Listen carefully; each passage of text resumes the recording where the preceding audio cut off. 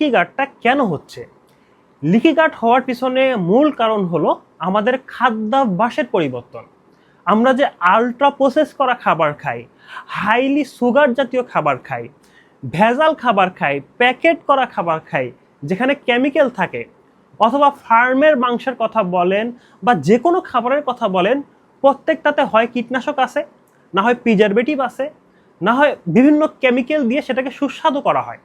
তো এত এত কেমিক্যাল যখন আপনার নাড়িভুঁড়িতে চলে আসছে, নাড়িভুঁড়ি তো অনেক সেন্সিটিভ জায়গা, তো এই নাড়িভুঁড়ির সেলগুলা তখন ডিস্ট্রয় হওয়া শুরু করে, তখন তারা নর্মালি ফাংশন করতে পারে না।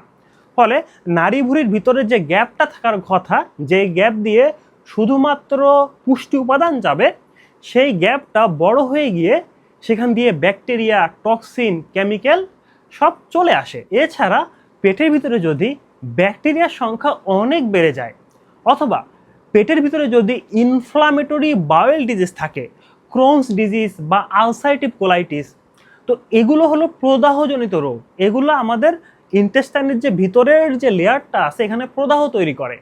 প্রদাহ হয়ে গেলে নাড়িভুঁড়ির ছিদ্র বড় হয়ে যায়, পারমিবিলিটি বেড়ে যায়, তখন খুব সহজেই টক্সিক পদার্থগুলো আমাদের শরীরে চলে আসে।